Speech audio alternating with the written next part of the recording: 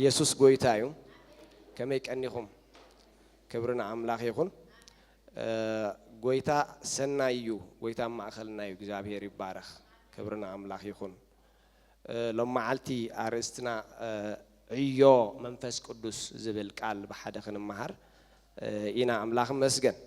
ስለዚ መንፈስ ቅዱስ ንዓይን ንዓኻትኩም ለማዓልቲ መን ምዃኑ ዕዮ ከታይ ምዃኑ ክምህረና እዩ ኢየሱስ ጎይታ እዩ ጎይታ ክዛረብ ከሎ አብ ወንጌል ዮሐንስ 14 ከምዚ ኢሉ ኣሎ ተፍቅሩኒ እንተኾንኩም ሲ ትእዛዛተይ ሓሉ ኣነ ከኣነቦ ክልሙነ ኢሉ ሽዑ እንታይ ኢሉ ንሱ ድማ ንዘለዓለም ምሳኻትኩም ዝነብር ካልእ መጻናንዒ ክህበኩም ኢሉ ካልእ መጻናንዒ ክህበኩም እዩ ነቲ መንፈስ ሓቂ ዓለም ዘይትርእዮን ዘይትፈልጦን ስለ ዝኾነት ክትቅበሎ ኣይኮነላን እዩ ንስኻትኩም ግና ምሳኻትኩም ይሓድር ኣባኻትኩም ከዓ ይነብር እሞ ትፈልጥዎ ኢኹም ኣነ ዘኽታማት ኮንኩም ኣይሓድገኩምን ናባኻትኩም ክመጽእ ኢሉ ጎይታ ኢየሱስ ክርስቶስ ጎይታ እዩ ክብርን አምላክ ይኹን ስለዚ ጎይታ ምስኣቶም ከሎ ዝነበሮም ህይወት ፍሉይ ስለ ዝኾነ እሱ ምስከደስ እንታይ ክንከውን ኢና ዝብል ስምዒት ዘንበበ ይመስል ጎይታ ክዛረብ ከሎ ምክንያቱ ብፍላይ ኣብተን ናይ አገልግሎት ናይ 3 ዓመትን ፈረቃን ግዜ ናይ ጎይታ ኩሉ ነገር ይኾይኑሎም ጎይታ ኢየሱስ ጎይታ እዩ መግቢ እንተሲኢኖም መግቢ ምኽሪ ተሲኢኖም ምኽሪ ምርሒት ተሲኢኖም ምርሒት ጥዕና ተሲኢኖም ፈውሲ ማእሰርትን ተበዚሕዎም ድማ ሓርነት ኢየሱስ ጎይታ እዩ ማዕበል ክመጽን ከሎ ድማ ኢንስታንትሊ ጸጥበል እናበለ ካብ ሞት ዘናግፍ ኩሉ ኾይኑሎም ኢየሱስ ጎይታ እዩ ኣብ ህላውነት ጎይታ ብዙሕ ሴኩሪቲ ይስምዖም ነይሩ ውሑሳት ስኽሳዕ ዘሎ ዝትንክፈና ወላ ሓደ የለን ኢየሱስ ጎይታ እዩ ከምዚ ዝበለ ደንበ ዘማሙቕ ኢየሱስ ጎይታ እዩ መጓሰ ዘማሙቕ ህላውነት ናይ ጎይታ ይድፍለዮም ዘሎ ስለዚ ኣብ ከምዚ ዝበለ ግዜ ጎይታ ግን ካልእ መጻናንዒሲ ኣቦ ክሰደልኩም ኢልዎ ካልእ እንታይ መጻናንዒ ክትጻናንዑ እንዲኹም ጸኒሕኩም ከጻናንዓኩም እንደ ጸኒሐ ሕጂ ድማ እቲ ምጽንና ኣይከቋርጽኒ ዋላ እንተኸትኩ ካልእ መጻናንዒ እንታይ ክኸውን እዩ ክመጽእ እዩ ሕጂታ ካልእ ትብል ካልእ ከምዚ ኸማይ ማለት እዩ ኢየሱስ ጎይታ እዩ ልክ ከማይ ካብቲ ኣነ ዝህቦ ዘይፍለ አገልግሎት ዝህብ ኢየሱስ ጎይታ እዩ ኣብ ገለስ ወረ ኣነ እንተኸትኩ ይሕሸኩም ከም ዝበሎ ዝሓሸ አገልግሎት ዝህብ እግዚአብሔር ይመስገን ምሳኹም ዝኸውን ስለዚ ዘኽታማት ክትኮኑ ይሓድገኩም ነ መንፈስ ቅዱስ ምሳና ኣሎ ኢየሱስ ክርስቶስ ጎይታ እዩ መንፈስ ቅዱስ ምሳና ኣሎ ኣብቲ ግዜ ትኸ መንፈስ ቅዱስ ኣይነበረን እንዲሁ ኢየሱስ ክርስቶስ ከገልግል ከሎ ብመንፈስ ቅዱስ ዘይኮነን ዘገልግል ነይሩ መንፈስ ቅዱስ ኣብ ምድሪ ኣይነበረን እንዲሁ መጽሓፍ ቅዱስ ክዛረብ ከሎ ኣብ ወንጌል ዮሐንስ 7 ምዕራፍ ተዳሪና እዩ ጸምአ እንተሎ እንታይ ይግበር ኢሉ ይምጻእሞ ይስተይሉ ትባይ ዝኣምን ካብ ከብዱ እንታይ ክውሕዝ ኢልዎ ሩባታት ማይ ህይወት ክውሕዝ ሽዑ ነዚ ክፈትሖ ከሎ እንታይ ኢሉ እዚ ብዛዕባቶም ብኡ ዝኣምኑ ክቕበልዎ ዘለዎም እንታይ ዝተዛረበ ኢሉ መንፈስ ቅዱስ ጎይታ ገና እንታይ ኣይኮነን ነበረ ኣይከበረን ነበረ እሞ መንፈስ ቅዱስ እንታይ ኣይኮነን ኣይወረደን ነበረ ዋነይሩ እንዲዩ ኣብ ምድሪ እንታይ ቋንቋ እዩ ዝዝረብ ዘሎ ኣነ ነጋንንቲ በጻብዕ ኣምላኽ ማለት ብመንፈስ ቅዱስ ዘውፅኦም ካብ ኮንኩ ብመንፈስ ቅዱስ እንዲ ዝዓይ ነይሩ ኣይወረደን ነበረ እንታይ ማለት እዩ ኣብ ልቢ ሰብ ኣይወረደን ማለት እዩ ኢየሱስ ክርስቶስ ጎይታ እዩ ማለት ሰብ ዳግም ምስ ተወልደ ጥራሕ መንፈስ ቅዱስ ዝዓርፎ እምበር መንፈስ ቅዱስ ዘይብሉ ቦታስ የለን ኢየሱስ ጎይታ እዩ ምክንያት መንፈስ ቅዱስ ኣምላኽ ስለ ዝኾነ ኣብ ኩሉ ዝርከብ ስለ ዝኾነ ኣምላኽ ኣብ ሓደ ባህርያቱ ድማ ኣብ ኩሉ ይርከብ እዩ ግን መንፈስ ቅዱስ ሌጋሊ ማሕደሩ ኣብ ልቢ ሰብ ክኸውን እዩ ዝብሎም ዘሎ ትመጻናንዒ ክልኸልኩም ክብል እንከሎ ናይ ሎኬሽን ኣብቲ ነይሩስ ናብቲ ትራንስፖርት ክገብረ ኣይኮነን እንታይ ደኣ ሌጋሊቲ ክረክብ መንፈስ ቅዱስ ኣብ ልብኹም ንኽሓድር እዩ ዝብል ዘሎ ኢየሱስ ክርስቶስ ጎይታ እዩ እዚ ኣብ ብሉይ ኪዳን ዘይነበረ ነገር ኣባኻትኩም ግና ክኸውን እዩ እዚ ዓቢ ብስራት ይሕዋት ኢየሱስ ክርስቶስ ጎይታ እዩ ስልጣንካን ክብርኻን ምእንቲ ክንርእሲ ናብ መቅደስካ እንታይ ንገብር ኣለና ብሉ ነይሮም ኣብ ብሉይ ኪዳን ነማዕዱ መንፈስ ቅዱስ ብክብሪ ብደበና ብሓዊ ኣብቲ ቤት መቅደስ ክወርድ እንከሎ ብማዕደ ክሪእዎሲ ሃረር ይብሉ ነይሮም تمكحتنا أنت إذا تبعتنا تمكحت تسفانا أصنعنا أنت حازنا جن بيتوس منينا حجي محضر منفس قدوس كويننا يسوع قويتاي إزي آمين دبها عبد بسراتي يسوع قويتاي محضر أملاح كونكم يهم يبلنا لنا إجابير قال أباكم زحدر منفس تخبروا لكم كل خلكم إيه سلازي يسوع يلن يلنا زختمنا دسمعنا أيقونا نجزابير منفس مسانا الله نجزابير منفس مسايا الله سكبرو نجزابير منفس مسايا الله إذا عبد بسراتي حواتي يسوع قويتاي منفس أملاخ لك كبرنا أملاخ يكون كاوز عبها ولا حدا يلن مسؤوخا ميجر كام خد أنت دعفليتك اتسو زهبكات أجا خميجر كخابو خم تقبله أنت دعفليتك قامكو أنت دع ترديها مسؤول بحرم سقوام تدع تماهيرك نسونا عخابين أخولي يسوع كريستوس قويتاي منفس قدس بيننا عخان تايو أخولي نسو كفات بريو نسو مسفن سلاميو نسو تعنا زهب حيل زهب أملاخيو نسو مخرن تبابن مرحيتن زهب أملاخيو يسوع كريستوس قويتاي منفس قدس علىك أنتني حدش كدان هزبي منفس قدس علىك كم قال هزبي أيكم كان محضر أملاخيها بيت مقدس أملاخيها يسوع كريستوس قويتاي نجزابير منفس زحادرك هزبيها سلازي كم تقال هزبي غيرك جزارسها أيتر أنت إذا نجزابير منفس أباها الله سلازي نجزابير منفس أبا الله أنت كي عي نزب الحسب حدا يمهر منفس قدس مساخ الله تخجبركايو كمهركاي يسوع قويتاي منفس قدس يمهريو إلكا كتفلتن فليتك الصق كتبلن فليتك خممهر كخطق أمرلن عب في اللي يزلوا كابلومي كم ممهر كتفلت أوديكونس كم ممهر كتق أمرلو إجابير كردا أكايو يسوع كريستوس قويتاي مالت أم معلتي أو هواتك أن تمهرك خد كي يسوع قويتاي إذا كندي بركة الله وحواتي كندي سلام الله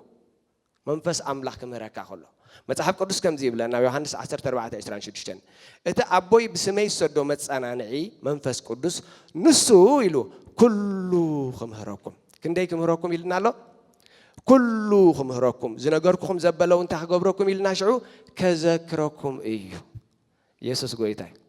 تحجبركم كذكركم أبجل أوان قال أملاك تزاربوا خلّهم ده حسبكم ما ده صنعكم ما تقصي تزاربكم تفلتوا ده وكم زخبل لكم حسبكم كميلي ماتيو أيترد عن عفي مسكوفتكوس بين ماتيو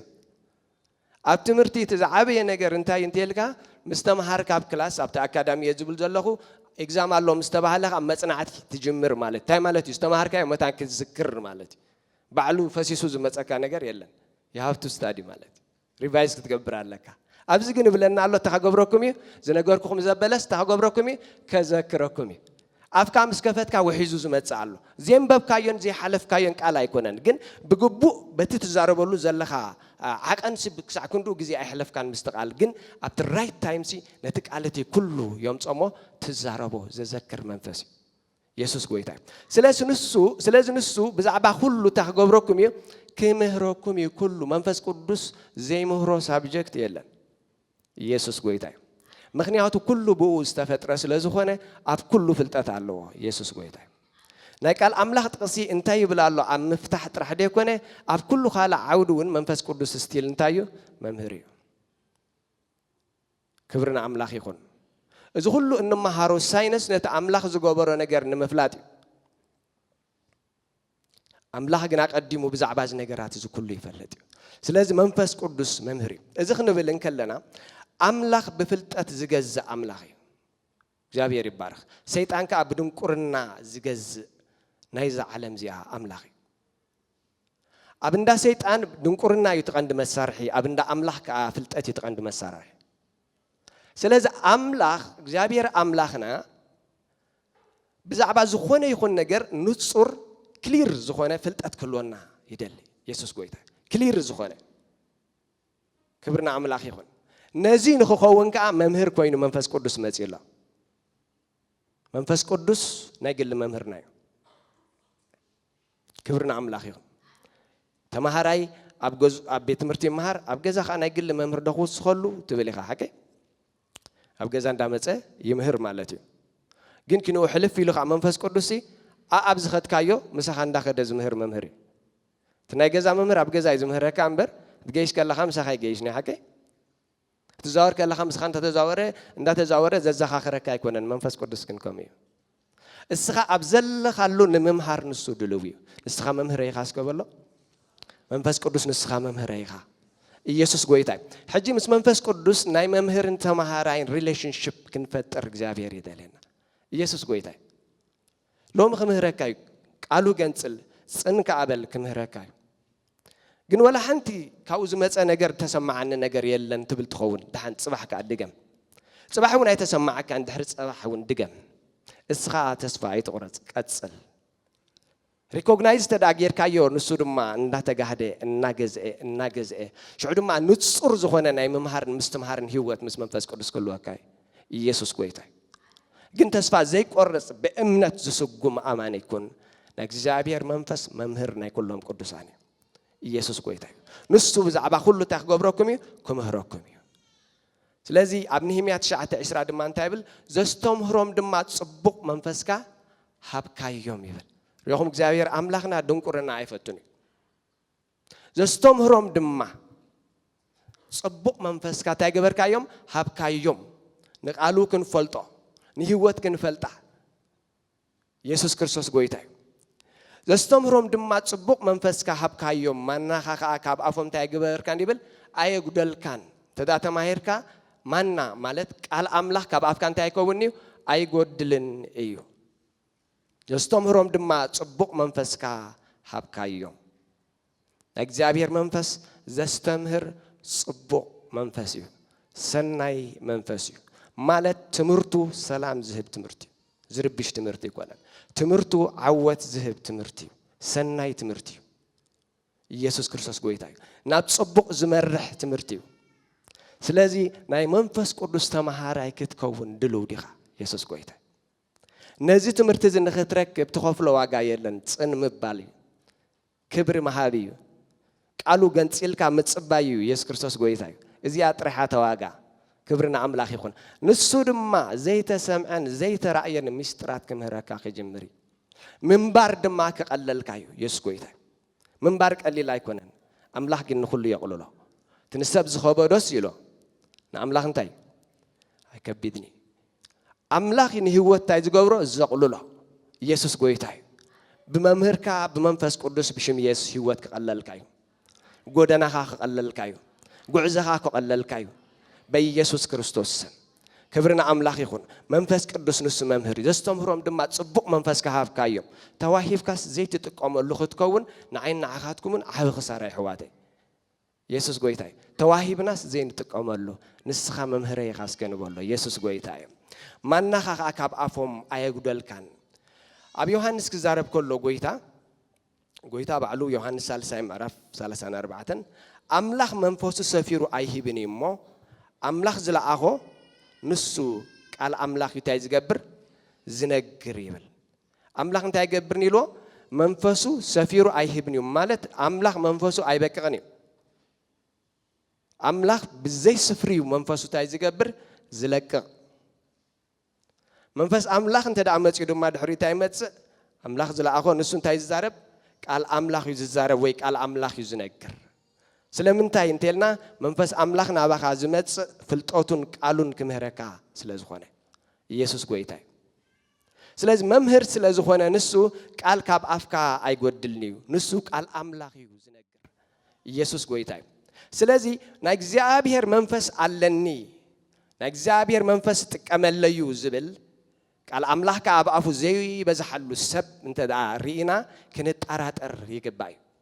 ምክንያቱ መንፈስ ኣምላኽ እንታይ እዩ መምህር እዩ ኢየሱስ ጎይታ እዩ ኣብ ቃል ኣምላኽ እኳ ብዙሕ ኣይኮንኩን መንፈስ ኣምላኽን ጸጋ ኣምላኽ ግን መሊእኒ እዩ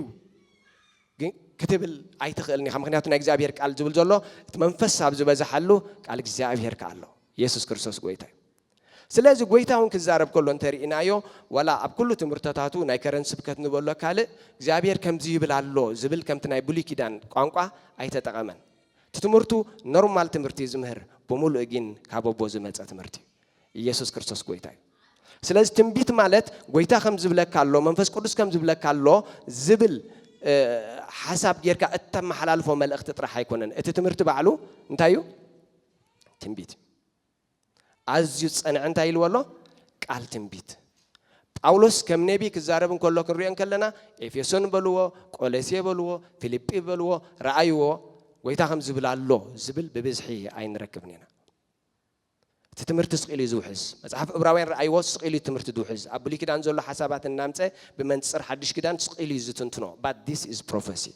ኢየሱስ ክርስቶስ ጎይታ ግና ኸዚ እንታይ እዩ ትንቢት እዩ ኣምላኽ መንፈሱ ሰፊሩ ኣይሂብን እዩ መንፈስ ኣምላኽ በዚህ ስፍሪ ዝተቀበለ ቃል ኣምላኽ እዩ ዝዛረብ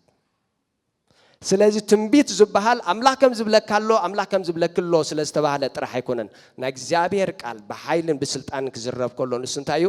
ትንቢት እዩ መንፈስ ኣምላኽ ዘለዎ ሰብ በመንፈስ ኣምላኽ ዝተማሃረ ሰብ ክዛረብ እንከሎ ትንቢት እዩ ዝዛረብ መልእኽቲ ኣምላኽ እዩ ኢየሱስ ጎይታ እዩ ማርቆስ 1:22 ብዛዕባ ጎይታ ክዛረብ ከሎ ማርቆስ ቀዳማይ ምዕራፍ ካብ ፍቅዲ 22 ከምቶም ጸሓፍቲ ዘይኮነ ስልጣን ከም ዘለዎ ይምህሮም ነበረሞ በትምህሩ እንታይ ኮኑ ይብለና ተገረሙ ከምቶም ጸሓፍቶም ዘይኮነ ታይዳ ስልጣን ከም ዘለዎ ይምህሮም ነበረ ከምኡን ሉቃስ 4:32 ሉቃስ 4:32 ካ ዘረብኡ ብስልጣን ስለ ዝነበረ ድማ ብምህሩ እንታይ ኮኑ ተገረሙ እንታይ ኮይኖም እዮም ተገረሙ ዘሎ ኢየሱስ ጎይታ ንሳቶም እንታይ እዮም ትፈልጡ እግዚአብሔር ከምዚ ይብል ኣሎ እናበለ ኤርምያስ መልእኽቲ ዘመሓላልፍ ነይሩ እግዚአብሔር ከምዚ ይብል ኣሎ እናበለ ኢሳያስ ትንቢት የመሓላልፍ ነይሩ እግዚአብሔር ከምዚ ይብል ኣሎ ዘይብል ግን ካብ ስልጣን ዝምህር ሰብ ሓድሽ አገልጋሊ መጽዮም ኢየሱስ ክርስቶስ ጎይታ መንፈስ ቅዱስ ስለ ዝገዝኦ ክዛረብ ከሎ ኣብኡ ኮይኑ መንፈስ ቅዱስ ይብስልጣን ዝዛረብ ኢየሱስ ክርስቶስ ጎይታ ዘረቡ ብስልጣን ስለ ዝነበረ ድማ እንታይ ኮኑ ተገረሙ መንፈስ አምላኽ አባኻ በስልጣን ክዛረብ ይዝደል ኢየሱስ ክርስቶስ ጎይታ በመንፈስ ቅዱስ ዝተማሃረ ሰብ በመንፈስ ቅዱስ ዝተሃንጸ ሰብ ንእግዚአብሔር መንፈስ ዝመኸሮ ሰብ ምኽራ አምላኽ ይዝዛረብ ሕዋቴ ኢየሱስ ጎይታ ኣብ ቀዳማይ ዮሐንስ 2:27 ቀዳማይ ዮሐንስ 2:27 ከምዚ ይብለና ቀዳማይ ዮሐንስ ካላይ ምዕራፍ 27 ንስኻትኩም ሲ ከምቲ ቅብኣቱ ብዛዕባ ሁሉ ዝምህረኩም ዘሎ ይብል ብዛዕባ ክንደይ ብዛዕባ ሁሉ ዝምህረኩም ዘሎ ሓቂውን ይሓስሶት ኣይኮነን እሞ ከምቲ ንሱ ዝመሃረኩም ኮንኩም ኣብኡ ክትነብሩ ኢኹም እምበኣርከ እቲ ካብኡ ተቐበልኩምዎ ቅብኣት ኣባኻትኩም ይነብር እሞ ሓደ እኳ ክምህረኩም ኣየድልየኩምን እዩ ይብለና ኣሎ ስለዚ ሐዋርያ ዮሐንስ ነዞም ጽሕፈሎም ዘሎ ሰባት ሓደ ኣብ ህይወቶም ዘስተውዓሎ ነገር ነይሩ እዞም ሰባት እዚኣቶም ቅብኣት ናይ እግዚአብሔር ዝምህሮም ሰባት እዮም ማለት መንፈስ ቅዱስ ዝምህሮም መምሃር ናይ መንፈስ ቅዱስ ዝተላማመዱ ሰባት እዮም ምክንያቱ ኣርጊጽ ይዛረብ ዘሎ ንስኻትኩም ሲ ከምቲ ቅብኣቱ ብዛዕባ ሁሉ ዝምህረኩም ዘሎ ይዝብል ዘሎ ስለዚ ይምህሮም ከም ዝነበረ እንታይ ኸውን ማለት እዩ ይፈልጥን ኣረጋግጽን ማለት እዩ ኢየሱስ ክርስቶስ ጎይታ እዩ እዞም ሰባት እዚኣቶም ብመንፈስ ቅዱስ መምሃር ተመኪሮም እንተላማሚዶም እዚ ተመክሮ እዚ ንዓይን ንዓኻትኩም የድልየና እዩ ኢየሱስ ጎይታ እዩ እቲ እሱ ዝምህረኩም ትምህርቲ እንታይ ኢልዎ ሓቂ እዩ ሓሶት ከዓ ኣይኮነን ኢየሱስ ጎይታ እዩ ብዙሕ ውስዋስ ትምህርቲ ብዙሕ ዘይንጹር ትምህርቲ ኣብ ዕንክሊል ይደንብረካ እቲ ሓቀኛ ትምህርቲ ግና ንግዜኻ እንታይ ይገብሮ ኣዝዩ ኢፌክቲቭሊ ከም ትጥቀመሉ ይገብሮ ንስጉምትኻ ከዓ እንታይ ይገብሮ የቀልጥፎ ኢየሱስ ክርስቶስ ጎይታ እዩ መገዳ ዓመት ብወርሒ ከም ትኸዶ ይገብረካ ክብርና ኣምላኽ ይኹን ኣብ ብዙሕ ትራያል እንዲ ኤረር ኣየእትወካን እዩ ምህሮ መንፈስ ቅዱስ ቀጥታዊ እዩ ኢየሱስ ክርስቶስ ጎይታ እዩ ክብርና ኣምላኽ ይኹን ንስኻትኩም ከም ትቕብኣቱ ብዛዕባ ኩሉ ዝምህረኩም ዘሎ ክብርና ኣምላኽ ይኹን ስለዚ ንሕና ድማ ከም ህዝቢ ከም ግለሰባት ከምዞም ሰባት እዚኣቶም ክንከውን ጎይታ ይምህረና ኣሎ ማለት ብቅብኣት ናይ መንፈስ ቅዱስ ኩሉ ግዜ እንመሃር بمنفس قدوس كل جزء النمهار يسوع قويتاي اتبقولو نعمله زفلوتو اتبقولو نعمله استلام عمدو سب أبجزء فتنا دوز بالسب نسي فتنا مسمت بمحبر يتحق زكانة يسوع كرسوس قويتاي تاي مالته مالت ناقلي فتنا كمتسون كله بزعبا فاينانساوي بزعبا خاله أيكون كنت زارب زلخو إتا بقلخا اتفتنا فتنا جن بقلخا خاتوات يسوع كويتاي كبرنا أملاك يكون صادق بإمنوتي وتايز خووني بلنا زنبر بتاناتك خاتوات تاناتك أمنتيا تنبركا يسوع كويتاي سلازي زوم حزب زيوم مهرو منفس قدس زفلتو حزبيهم إسياس دماغ الزارب كله نجزابير حسب كم زمخاني نجرنا إسياس 54 فقدي 10 كلاتهم دقيقي بجزابير كم هاريوم يبل كلاتهم دقيقين تايلو بجزابير كم هاريوم بمنفس قدس كم هاريوم سلام دقيقون عابي كخوني لواش مهرو منفس قدس انتاي زمت سلام زمت كلاتهم دقيقي سلازي نجيلي آتنا زتمدبه نتوم كالو أتكا زي تمدبه ديكونه كلاتنا يسوع كريستوس قويتايو منفس قدس كن مهار إزما سلازي توهاي بناي دحان بعلك كله منفس قدس سميع من مهارمو أبزوات يوم كأي مهرنا دبها النجاري لنا ناي هو تمرتي منفس قدس بعلكم هركا قبل بخاس فير الله يسوع كريستوس قويتايو كلاتهم دقيق بجزابير تمهارو خونيم سلام دقيقون عابي خوني مالت ناي منفس قدس تمرتي أبزوريا خازلو معبلات صت يزبل ناي منفس قدس تمرتي أبزوريا خازلو شجر صت يزبل يسوع كريستوس قويتاي اتخن دغوبوز خونا كاتز عنك فكات تحلفني خازبلك مهرو منفس قدس مسرخبك كن محلف خطركبيخ يسوع كريستوس قويتاي بزن تخدكو تعاصيو بز تخدكو تعاصيو ابتبلول غزي مهرو منفس قدس مسمصغن اب قدميخا زيستو علكالو محلف خمزلو خريكاي يسوع كريستوس قويتاي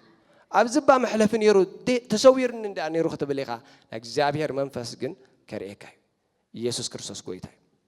سلازي كلهم دقيق جزابير توم هاروخونيم استمرتزي نسنفلت راح يكونن نخد فلت إلكات راح يكونن تايدا سلام كامتان كبزيو تكبر أو لو أبي هوت كامتان كمزيو مستوى هارو تايكونيم سلام دقيق تايكونيم عزيز خبزيو يسوع كريستوس قويتاي كبرنا أملاك يكون حدا جزء مس منفس أملاخ صبق زخنة أنت شو مكلوا كان كله أبزرها بزح نجارات فعفع زبالة ناري أخان كلها واشتخا جني حد تمال كم زعينة هدأت عنا بركان كم زعينة رجعت عنا بركان نشتي نجار كاتر بشكل زنا برات نجزابير منفس نلب خامس جزء نجزابير حسب نمرخان حسب كان مس جزء جنا ادخل دجوبه أزيدك يا كويني زراعك يسوع قويتاي ترج سلام كاي عبي موتصي خمز الله محلفه خمز الله يردعك نفسك أتحد يسوع كريستوس قويتاي سلام دك أخي عبيك خوني سلازي مزمور داوود 110 شعتين فقر 30 كلتن كزارب كله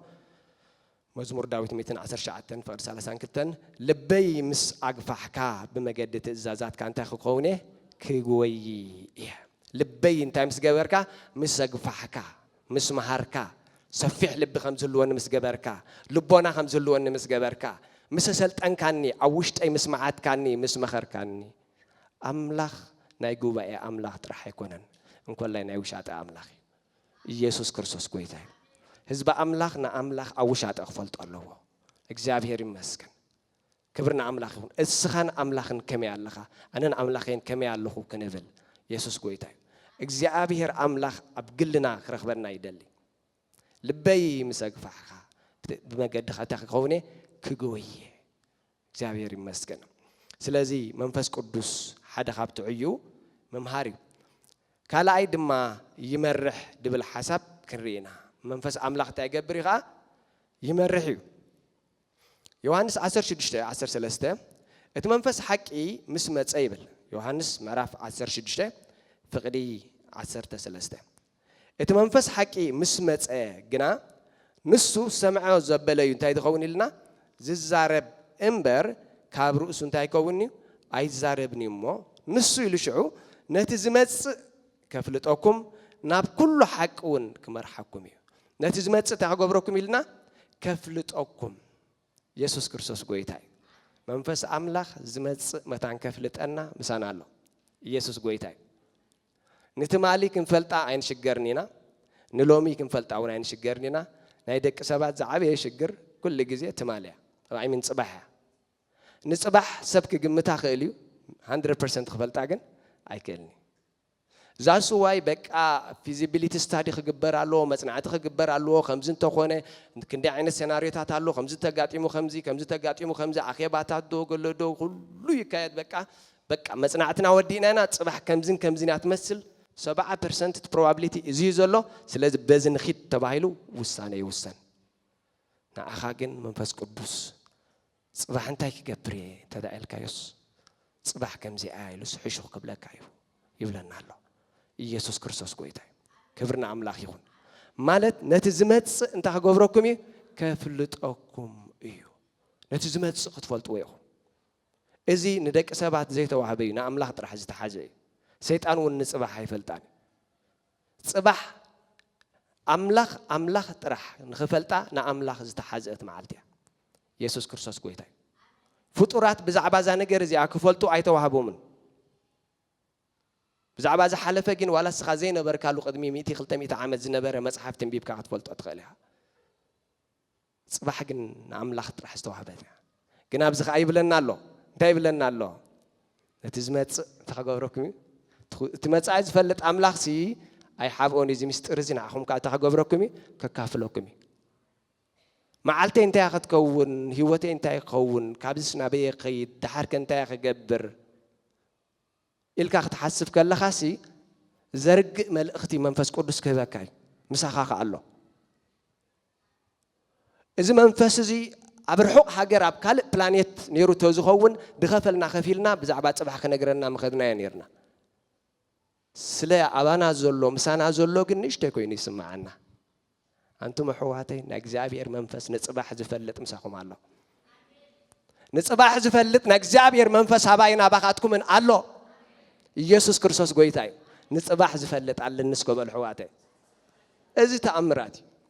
ተራ ነገር ከይመስለኩም ጽባሕ ኣይትፍለጥን እያ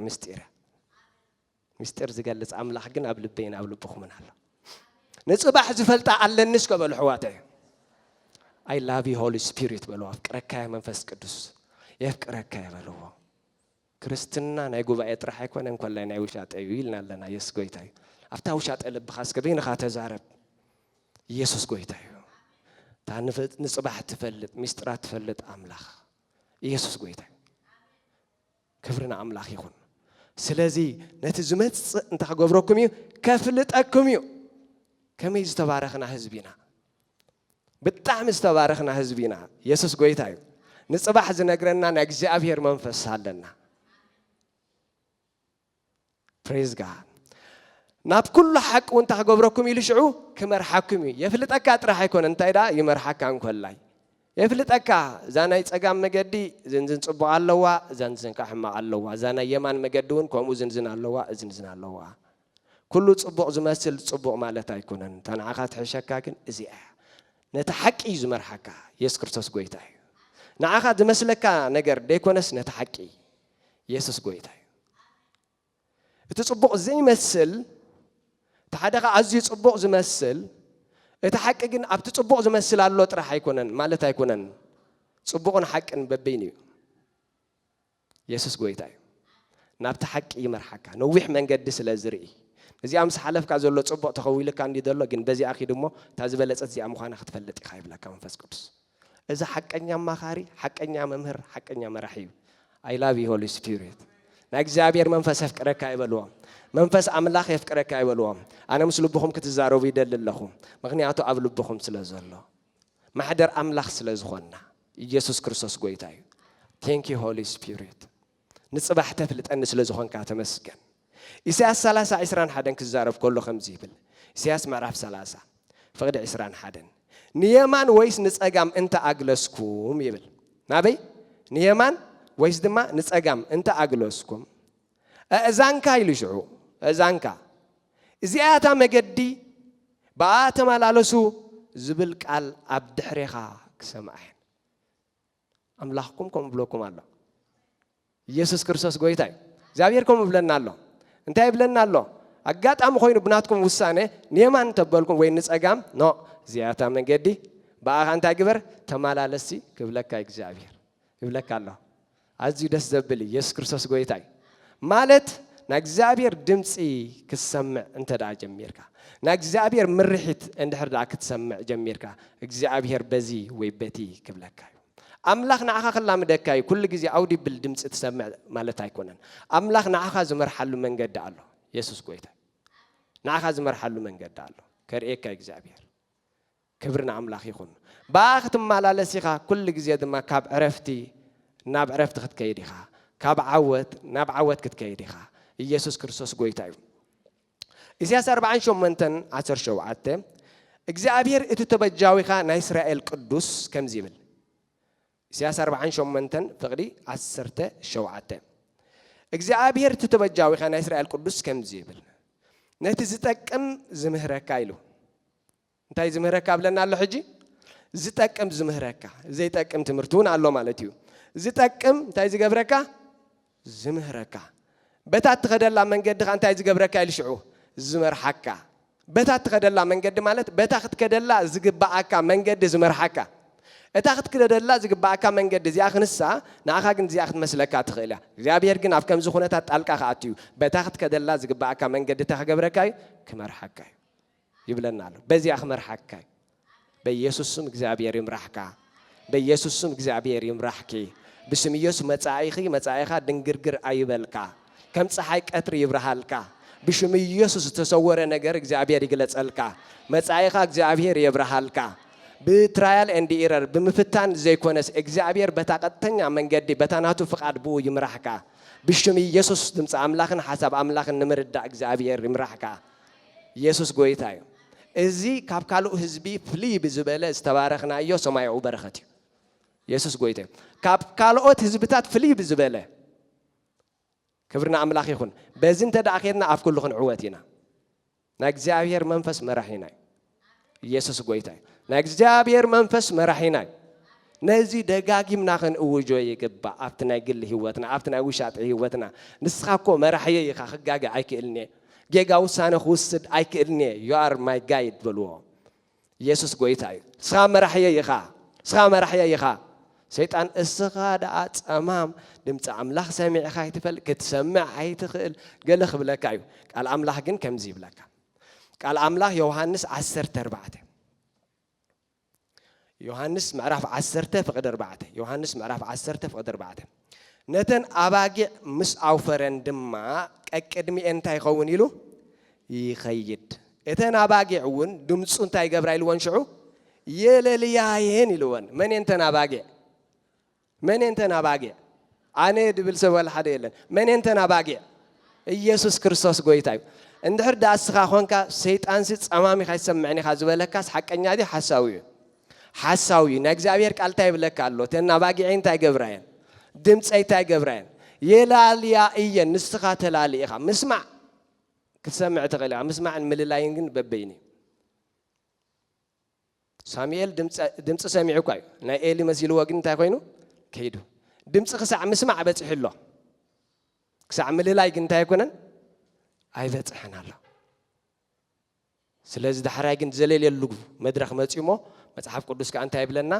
عب إسرائيل كابستون سو نبياتي قالوا أم مدرن تاي زي كونه زي ودق نبي له والله يسوع قويتاي سلازي إزيس أجازي نايم مسمع أجا بنشتي جمر إن عبيه يخيد نافذ منا خايب بتصح كبرنا أملاخ خون ذا سواينا سبات كنبيون كله حدا جزين تتجاجم زيوم نحسوت نبياتهم نام بالن خيد قال أملاخ كن كم وعيكونن يلا ما موديوم زلوا ساميل تتناقرون تايم بلكان يرو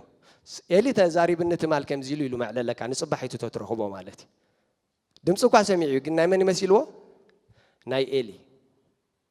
ده حرقن كم يبلكاني زعبير تزاري بالنيزو لك حساو نبي دينيرو تمال أيكونن انت هيدا نيشتي نبي نيرو أملاح جن بمل من معد كم زي شغلة تحت اللامت كلها كم دابلكا تتسقون اندعبي أبجليو تخكل تمس أبجليو تجاجي كم دالك خات خيد حنت نجار جن الله كل زنب بسب perfect جروخ عنو نفسه حاسبة يبلون تمهراي مخان كل جزء تكون له كحسب الله يسوع قويتاي حدا بسول نأملاح سب نبي أبزبنو زنبرة خبت زارو وحدا سمع خون تايلو كل جزء خن بخلو خيلو أنا سبي إذا أخوان سمع أخوان ምናልባት ወይ ክውስኸሉ ወይ ከጉድለሉ ክእል ወይ ጽቡቅ ገይሩ ዘይነጸረለይ ክኸውን ክእል እዩ ግን ብዛዕባኺ ወይ ብዛዕባኻ እዝን ሓሳብ መፂኑሎሞ ኮንፈርሜሽን ካባኻ ደለለኹ እየ ድብሎም ኢሉ ከምዝን መፂኑሎ መልእኽቲ ኢየሱስ ክርስቶስ ጎይታ ሰብ ምዃንካ ዘይምስሓት ፀገም የብሉን ክብሪ ንኣምላኽ ይኹን ሰብ ኢኻ ንስኻ ቋንቋት ልዑል ኣምላኽ ክትርዳእሲ ንእግዚአብሔር ምሕረት ይምበር ናትካ ብልሓት ኣይኮነን ኢየሱስ ጎይታ ክብሪ ንኣምላኽ ይኹን ኣብ ታሕቲ ዓቢ ገረብ ኮፍ ኢሉ ንሓደ ሰብ ተሪእኻዮሲ እግዚአብሔር በቃ ከዕቤካ የብለካ ኣለኹ ትብሎ ትኽእል ኢኻ ካብ የምፅኻያ ዛ ሓሳብ እዚኣ ኣብ ትሕቲ ገረብ ኮፍ ኢሉ ተሪእኻዮ ኣብ ትሕቲ ገረብ ኮፍ ኢልካ ሪእካ ጥራሕ በሎ ኢየሱስ ክርስቶስ ጎይታ ሕጂ እንታይ እዩ ገለ ረኣይ ትርኢ ነቲ ዝረኣኻዮ ከዓ ትንተና ክትውስኸሉ ትጅምር ኮመንታሪ ናትካ ተምፅእ ከምኡ ደይኮነ ከምታ ዘለዋ ወይ ከዓ ክትምልእ ተዳእ ኾንካ ኣብ ትሕቲ ዓቢ ገረብ ሪእካ ኣለኹ ተዘይተጋገስ እግዚአብሔር ዳ ከዕቤካ ከይከውን ኢልካ ከዓ ኣሕልፋ ኢየሱስ ክርስቶስ ጎይታ እዩ ምክንያቱ ተኻልኣይቲ ናትካ እያ ተቐዳመይቲ ግን ናይ ኣምላኽ ክብሪ ንኣምላኽ ይኹን ስለዚ ድምፁ ምልላይ ክሳዕ ትምሃር ድምፁ ምልላይ ክሳዕ ትስልጥን እግዚአብሔር እናዕበየ ከም ደዕቤካ ፈሊጥካ ምግጋይ ምስ ደቂ ሰባት ከም ዘሎ ተረዲእካ ኢየሱስ ክርስቶስ ጎይታ እዩ ክትዛረብ ከለኻ ኣዝዩ ጽቡቕ እዩ ስለዚ ኣባጊዐይ ድምፀይ እንታይ ኮነን ይሰምዓ እየን ድምፀይ ኣይምን የለልያ እየን ይልና ኣሎ ሮሜ 8:14 ግን ሓደ ሓሳብ ይነግረና ዘገርም ሓሳብ እዩ ሮሜ 8:14 ራእይዎ ንስኻትኩም ሲ ይብል ነቱ ብኡ ጌርና እንታይ ኣቦ ኢልና እንጽዋዓሉ መንፈስ እንታይ ኢልወሎ ሕጂ መንፈስ ውልድነት ኢኹም እተቐበልኩም እምበር መንፈስ ባርነት ከም ብሓድሽ ንፍርሃት እንታይ ገበርኩም ንብለና ኣሎ ኣይተቐበልኩምን ስለዚ መንፈስ ውልድነት እምበር መንፈስ ባርነት እንታይ ኣይኮናን ኣይተቐበልና ንብለና ኣሎ ስለዚ እቶም ብመንፈስ ኣምላኽ ዝምርሑ ዘበሉ ንሳቶም እንታይ እዮም ውሉድ ኣምላኽ እዮም ክብሪ ንኣምላኽ ይኹን ማለት መንፈስ ባርነትን መንፈስ ውልድነትን ፍልልዩ እንታይ እዩ መንፈስ ውልድነት ማለት ውሉድ ኮንካ ኣለኻ ማለት እዩ ምስ ኣቦ ዘለካ ሪሌሽንሽፕ ናይ ጎይታን ጊልያን ዘይኮነ ናይ ኣቦን ውሉድን ዝምድና እዩ ዘለካ ኢየሱስ ጎይታ እዩ ናይ ጎይታን ናይ ባርያን ኣይኮነን ስለዚ ከም ውሉድ መንፈስ ውልድነት እንታይ ኮንካ ኣለኻ ተቐቢልካ ኣለኻ እሺ ስለዚ ይብል ሽዑ ሕርዳት መንፈስ ውልድነት ተቐቢልካ ቋንቋ ኣምላኽ ክትፈልጥካ ናይ ግድን እዩ ምክንያቱ ወዱ ስለ ዝኾንካ ስለዚ እቶም ብመንፈስ ኣምላኽ ዝምርሑ ዘበሉ ንሳቶም እንታይ እዮም ኢሉ ሽዑ ውሉድ ኣምላኽ እዮም ብመንፈስ ኣምላኽ ዝምርሑ እንታይ እዮም ኢሉ ኣሎ ውሉድ ኣምላኽ እታ ውሉድ ኣምላኽ ትብል ሳንስ እያ ትብል ኣብ ናይ እንግሊዝኛ children ኣይኮነትን ትብል ኣብ መንጎ children and sons ዘሎ ሪሌሽን ተመሳሳልነት እንታይ እዩ ወይ ፍልልይ እንታይ እዩ children ክብል ከሎ ቆልዑ ማለት እዩ ዘይበፅሑ ሳንስ እንተልና ግን ሓላፍነት ዝሽከሙ ዓቕሚ ኣዳም ዝበፅሑ ነፍሶም ዝኽእሉ ነፍሶም ክኢሎም እውን ንኻልእ ክሕግዙ ዝኽእሉ በቃ ዝበፅሑ ማቹር ሰባት እዮም እዚኦም ኢየሱስ ጎይታ እዩ ብድምፂ ኣምላኽ ወይ ብመንፈስ ኣምላኽ ዝምርሑ እምበኣር ንሳቶም ሳንስ እዮም ማቹር እዮም በፂሖም እዮም ይዝብለና ዘሎ ኢየሱስ ክርስቶስ ጎይታ እዩ ቆልዑን ከለዉ ድምፂ ኣምላኽ ኢሎም ድምፂ ካልእ ከምፅእ ክእሉ ብዙሕ ጌጋታት ክገብሩ ክእሉ እዮም ኮንሲስተንትሊ ናይ እግዚኣብሔር ድምፂ ኣልልዮም ዝምርሕሉ ደረጃ ኣብ ዝበፅሑሉ ግዜ ግና እዚኣቶም ችልድረን ኣይኮኑን እዚኣቶም እንታይ እዮም ሳንስ እዮም ኢየሱስ ክርስቶስ ጎይታ እዩ ስለዚ ብመንፈስ ኣምላኽ ዝምርሑ ዘበሉ ንሳቶም እንታይ እዮም ውሉድ ኣምላኽ እዮም ይዝብለና ዘሎ ስለዚ ድምፂ ኣምላኽ ተዘይሰሚዕኻስ ውሉድ ኣይኮንካን ኣይኮነን ደስምዕ ዘሎ እንታይ ዳ ይድብል ዘሎ ብፁሕ ሓላፍነት ድስከም ውሉድ ኮንካ ኢኻ ኢየሱስ ጎይታ እዩ ኣምላኽ እምበኣር ናብዚዩ እንታይ ክገብረና ዝደሊ ክመርሓና ዝደሊ እግዚኣብሔር ይመስገን ስለዚ ሎሚ ንጀምር ዶ እቶም ፍርቂ መገዲ ድበፃሕኩም ከዓ ፅቡቕ ከነርክበኩም ኢና ፀገም የለን ኢየሱስ ክርስቶስ ጎይታ እዩ ስለዚ ድምፂ ኣምላኽ ንምስማዕ እንታይ ንኹን ንበገስ ኣምላኽ መራሒና እዩ ፅን ንበል ፅን ክብል ውዒለ ሎም መዓልቲ ኣይሰማዕኹን ፀገም የለን ፅባሕ ከዓ ፅን በል ኢየሱስ ክርስቶስ ጎይታ እዩ ድሕሪ ፅባሕ ከዓ ፅን በል ቃሉ እንዳንበብካ እናተሰላሰልካ ብዛዕባ እዛ ጉዳይ እዚኣ እግዚኣብሔር ሆይ ምርሓኒ በሎ ኢየሱስ ጎይታ ኣይትተሓለል እግዚኣብሔር ይመስገን ኣምላኽ ድማ ኣብ መወዳእታ ቀረባ መራሒኻ ብዝደለኻዮ ቀልጢፉ ዝርከበልካ ፍጡር ረድኤት ክኾነልካ እዩ ኢየሱስ ክርስቶስ ጎይታ እዩ ክብርና ኣምላኽ ይኹን ብእምነት ምስጓ ክብርና ኣምላኽ ይኹን ኣብዚ ናይ ጸልማት ዘበን ኣብዚ ናይ መወዳእታ ዘበን ብጉባኤ ወይ ብሓባር ኣይኮንና ንስዕር ብግሊና ንስዕር ኢየሱስ ክርስቶስ ጎይታ ክብርና ኣምላኽ ይኹን ስለዚ ከምቲ ቃል ኣምላኽ ዝብለና ከምኡ ድምፂ ኣምላኽ እናሰማዕና መምላስ ይኹነልና ናይ መወዳእታ ሓሳብ ድማ ፍሬ መንፈስ ማለት ካብ መንፈስ ቅዱስ እዩ ዝርከብ ይምህረና ይመርሐና ኢልና ጸኒሕና ፍሬ መንፈስ ክንፈሪ ከዓ ይገብረና ናይ እግዚአብሔር መንፈስ ገላትያ 5:16 ክሳብ 17 ገላትያ 5:16 ክሳብ 17 ኣነስ ብመንፈስ ተመላለሱ እሞ ትምኒት ስጋ ኣይክትፍጽሙን ኢኹም እብለኩም ኣለኹ ይብለና ብምንታይ ተመላለሱ ይልና ብመንፈስ ተመላለሱ እሞ ትምኒት ስጋ እንታይ ትኾኑ ኢኹም ኣይክትፍጽሙን ኢኹም ስለዚ ሓደ ሰብ ትምኒት ስጋ ዝፍጽም እንተዳ ኮይኑስ ብመንፈስ ስለዚ የመላለሱ ይብለና ኣሎ ማለት እዩ ሕማቅ ስለ ዝኾነ ኣይኮነን ካብ ካልኦት ክርስቲያናት ካልእ ባህሪ ስለ ዘለዎ ኣይኮነን በቃ ፍጥረቱ ገለ ኣብትናቱ ፍጥረት ኣው ጸገም ኣሎ ማለት ኣይኮነን እንታይ ማለት ዳዩ በመንፈስ ስለዚ የተመላለሰ ማለት በመንፈስ አምላክ ትመላለስን ከለኻ እቲ ንኹፉእ ነገር ዘለካ ሸውሃት እንታይ ይኸውን ይጠፍእ ንሰናይ ነገር ድማ ሸውሃት ካ እንታይ ይኸውን ይኽፈት ካብ መንፈስ አምላክ ክትርሐቅን ከለኻ ድማ በአንጻሩ ንኹፉእ ነገር ሸውሃት ካ ይኽፈት ንሰናይ ነገር ካ ሸውሃት ካ እንታይ ይኸውን ይዕጾ ስለዚ መንፈስ አምላክ ተመላለሱ ኢሉ ይመኽረና ኣሎ ብዚ ጳውሎስ ሽዑ ትምኒት ስጋ እንታይ ትኾኑ ኢኹም ኣይክትፍጽሙን ኢኹም እዚኣቶም ክልቲኣቶም እንታይ ይሉና ኣሎ መጻርት እዮም መንፈስ አንጻር ናይ ስጋ አንጻር ናይ መንፈስ ይደሊ ድሌትኩም ከይትገብሩ እዚኣቶም ክልቲኦም እንታይ መጻርት እዮም ሓንቲ ነገር ግን ክመኽረኩም ብመንፈስ ተመላለስኩም ትምኒት ስጋ ኣይክትፍጽሙን ኢኹም ማለት ፍረ መንፈስ ኣብ ህይወትኩም እንታይ ክኸውን እዩ ክበዝሕ ኢየሱስ ክርስቶስ ጎይታ እዩ ስለዚ ምስ መንፈስ አምላክ ክንነብርን ከለና ንሓጢአት በብሓደ ይኮንና ንቃወሞ ሙሱ በምህላውና ንሓጢአት ዘለና ሸውሃት ክጠፍእ ኢየሱስ ክርስቶስ ጎይታ እዩ ክብርና አምላኽ ይኹን ስለዚህ መንፈስ አምላኽ መመለላስ ፍረ መንፈስ ኣብ ህይወትና ከዓዝዝ ይገብሮ ገላትያ 5:22 ምስቲ ግዜ መታን ክኸይድ እንታይ ይብለና ኣሎ እቲ ፍረ መንፈስ ግና ይልሽዑ ፍረ እንታይ ይልወሎ ፍረ መንፈስ ግና ፍቅሪ ይልወሎ ሓጎስ ዕርቂ ዓቅሊ ለውሃት ሕያውነት እምነት ህድኣት ያኽለን ምባል እዩ ኣነ ዳሞ ዓቅሊ ዘይብለይ ኣነ ዳሞ ተሓጒሰ ዘይፈልጥ ኣነ ዳሞ ኩሉ ግዜ ከምዝ እንደ ክንብል ንኽእል ኢና ግን ከምኡ ኮይና ስለ ዝተፈጠርና ኣይኮነን እዚ መናብርተይ ዝበሃል ነገር የለን ኮራይ ኾንካ ክትነብር ናይ እግዚአብሔር ፈቃድ ኣይኮነን ሓራቅን ቁጥዑን ኾንካ ክትነብር ናይ እግዚአብሔር ፈቃድ ኣይኮነን ተቀያሚ ኾንካ ክትነብር ናይ እግዚአብሔር ፈቃድ ኣይኮነን እዚ ናትካ ኣይኮነን እዚ ጋሻ እዩ እዚ ጋሻ ንስኻ ህዱእ ሰቢኻ ኢየሱስ ክርስቶስ ጎይታ እዩ ነቲ ህድኣት ከም ጋሻ ነቲ ሕርቃን ከዓ ከም መናብርትኻ ጌርካ እንድሕር ትርድኦ ኣለኻ ኾንካ ሎም መዓልቲ ሽፍቲ ግበር ኢየሱስ ክርስቶስ ጎይታ እዩ እቲ ሕርቃን ንዓኻ ጋሻ እዩ እስኻ ውልዲ ኣምላኽ ኢኻ ባህሪ ኣምላኽ ዘለካ ሰብ ኢኻ ኢየሱስ ክርስቶስ ጎይታ እዩ ክብርና ኣምላኽ ይኹን ስለዚ ቃል ኣምላኽ ይብለካ ኣሎ ፍረ መንፈስ ይብለካ ኣሎ ፍቅሪ እዩ መንፈስ ምሳኻ የለን ድዩ ኣሎ ባ ስለዚ ካባኻ ክፈሪ ዝግብኦ ፍቅሪ እዩ ኢየሱስ ጎይታ እዩ መንፈስ ቅዱስ ደሌካ ኣለኹ በሎ ኢየሱስ ጎይታ እዩ ምስ መንፈስ አምላኽ እንድሕር ዳ ተጸጊዕኻ ምስ መንፈስ አምላኽ እንድሕር ዳ ቀሪብካ እቲ ፍረ እዚ ዝኸውን ይብለካ ኣሎ እዚ ናትካ እዚ ናይ ዘለዓለምካ እግዚአብሔር ይባረኽ ነዚ ባህሪ እዚ ሕሽካ ኢኻ ንዘለዓለም ኣብ ሰማይ ምስ ጎይታውን ክትነብር ክብርና ኣምላኽ ይኹን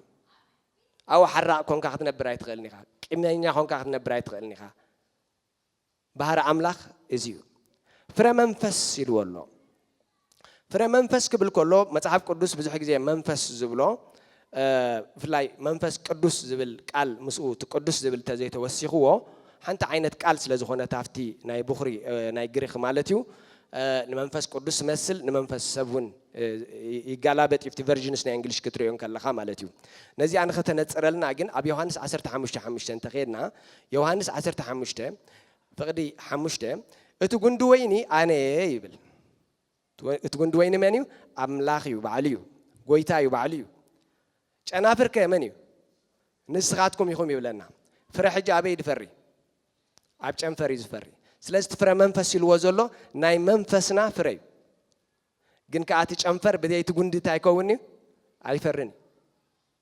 እቲ ጉንዲ እዩ ነቲ ጨንፈርታ ከም ዝኸውን ዝገብሮ ከም ዝፈሪ ዝገብሮ ናይ እግዚአብሔር መንፈስ እዩ ንዓና ከም ንፈሪ ዝገብረና እቲ ፍረ ግን ኣብ ስጋና ኣይኮነስ ኣብ መንፈስና እዩ ኢየሱስ ክርስቶስ ጎይታ እዩ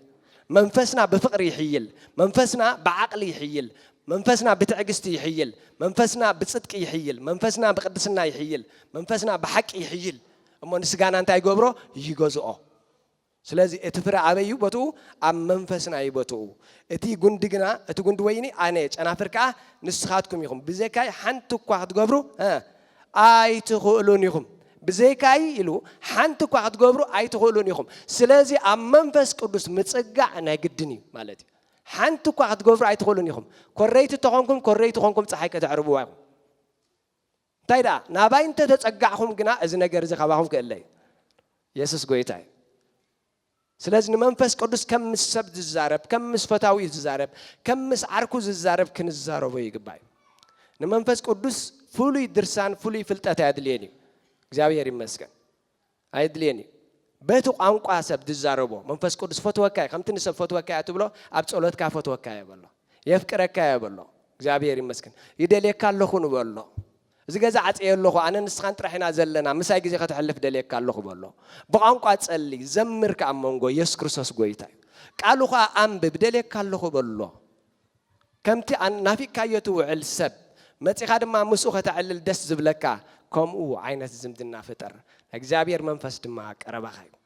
ኢየሱስ ክርስቶስ ጎይታ እዩ ነዚ ጻውዒት እዚ መንፈስ ቅዱስ እንታይ ቀረባ እዩ ክብርና አምላኽ ይኹን ስለዚህ ፍረ መንፈስ አብይወትና ክፈሪ ድማ ብዘይ ቃል አምላኽ አይኮነን ኩል ጊዜ አብ መንፈሳዊ ነገር ጥራሕ አብ ጸሎት ጥራሕ ቃል አምላኽ ዘይትኸፍት እንተዳ ኾንካ ናይ ምግጋይ ተኽእለኻ ብዙሕ እዩ ተሐቀኛ ፍረ ተሐቀኛ ለውጢ ካብ ጸሎትን ካብ ቃል አምላኽን ክኸውን ከሎ እዩ ከም ዝብል ቃል አለና መዝሙር ዳዊት እንተዳሪናዮ ማለት እዩ አብ ቀዳማይ ምዕራፍ ዘሎ ኩላና ንፈልጦ ብምኽሪ ረሲዓን ዘየማላለስ ይብል አብ መንገድ ኃጣንካ ዘይቀውም አብ መንበር መላገስ ድማ ዘይቅመጥ ምስ በለ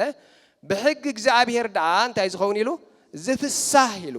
ነቲ ሕጉ እንታይ ገብሮ ኢሉ ወሽዑ ለይትን መዓልትን ዝመራምሮ ሰብሲ ብፁ ኢሉ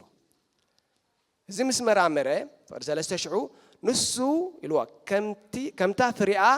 በቢግዚኡ እትህብ ቆጽላ ከዓ ዘይረግፍ ኣብ ወሰን ወሓዚ ማይ እተተኽለት ኦም ይኸውን ዝገበረ ሁሉ እንታይ ገብሮ ኢሉ ወሽዑ ይሰልጦ እግዚአብሔር ይመስገን ስለዚህ በቢግዚኡ ፍረ ዝህብ ንቃል አምላኽ ዝምርምር ሰብ እዩ እግዚአብሔር ይመስገን ናይ ጸሎት ህይወትና አገዳሲ እዩ ግን ቃል አምላኽ ከዓ ክንምርምር ይግባአና እዩ ፊልጵ 1:9 ንኽብሪ አምላኽን ምስጋናውን እቲ ብኢየሱስ ክርስቶስ ዝርከብ ፍረ ጽድቂ መሊእኩም ይብል ፍረ እንታይ መሊእኩም ፍረ ጽድቂ ስለዚህ ጻድቅ ክትብል ትኽእል ኢኻ ጻድቅ ኢኻ ድማ ብክርስቶስ ግን ከፍረ ጽድቂ ኣለካ ዶ ቃል አምላኽ ክዛረብ ከሎ ፍረ ጽድቂ መሊእኩም ክትፈሪ ተዳኹምኩም ፍረ ጽድቂ ትባህሪ ባኹም ከሎ ተዳ ኮይኑ ከሰዓታ መዓልቲ ክርስቶስ መዕንቀፊ ዘይብሎም ንጹሃት ምእንቲ ክትኮኑ እቲ ዝሓይሽ ክትምርምሩ ለኩም ይብለና ኣሎ ክትምርምሩ እግዚአብሔር ይመስገን ቃል አምላኽ በዘሳላሰልካዮ በዝመርመርካዮ መጠን ፍረ ጽድቂ ኣብ ህይወትካ ከም ትፈሪ ይነግረና ኤፌሶን 5:8 ናይ መወዳእታ ጥቕስን ቢበኹደ ኤፌሶን 5:8 ፍረ ብርሃን ይብልካ ኣብዚ ፍረ መንፈስ ፍረ ብርሃን ፍረ ጽድቂ ኩሉ ንሱ እዩ የስ ጎይታ እዩ ፍረ ብርሃን ብኸመይ ኢልዎ ብሰናይ ዘበለን ብጽድቂ ብሓቂ እዩ ቀደም ጸልማት ነርኩም ኢኹም ሞ ብጎይታ ግና ሕጂ እንታይ ኢኹም ብርሃን ኢኹም ሕጂ ግና ብጎይታ እንታይ ኢኹም ብለና ኣሎ ብርሃን ኢኹም ንጎይታ ዝሕሾ እንታይ እንዳገበርኩም ይብል ሽዑ እና መርመርኩም ከም ደቂ ብርሃን ኮንኩም እንታይ ኩኑ ተመላለሱ ሕጂ እውን መርምሩ ህዝቢ አምላኽ መርማሪ ክኸውን ኣለዎ ፍልጠት ዝደሊ ህዝቢ ክኸውን ኣለዎ ቃሉ ዘፍቅር ናይ እግዚአብሔር ቃል ዘፍቅር ህዝቢ ክኸውን ኣለዎ ንጎይታ ክብሪ ክንወይና ካብ ዘለና የተስኢና ኢየሱስ ክርስቶስ ጎይታ እዩ እስከ ስለዚ ቃል እዚ እናሳላሰልና እናሓሰብና ንመንፈስ ቅዱስ ክንዛረበና እግዚአብሔር ይመስገን ንስኻ መምህረይ ኢኻ ክንብለና ንስኻ መራሕየይ ኢኻ ክንብለና ንስኻ መጻእየይ እተጸብቕ ንስኻ ኢኻ እስከ ንበሎ ሃሌሉያ ተባረኽና እግዚአብሔር መንፈስ ክብርን ህበካ ኣለና ሃሌሉያ ሃሌሉያ ሃሌሉያ ሃሌሉያ እዳዊና ባኻ የልዕል ኣለኹ አምላኸይ ሃሌሉያ ናይ እግዚአብሔር መንፈስ ናባኻ ይጥምት ኣለኹ እስከ ንበሎ ናባኻ ይጥምት ኣለኹ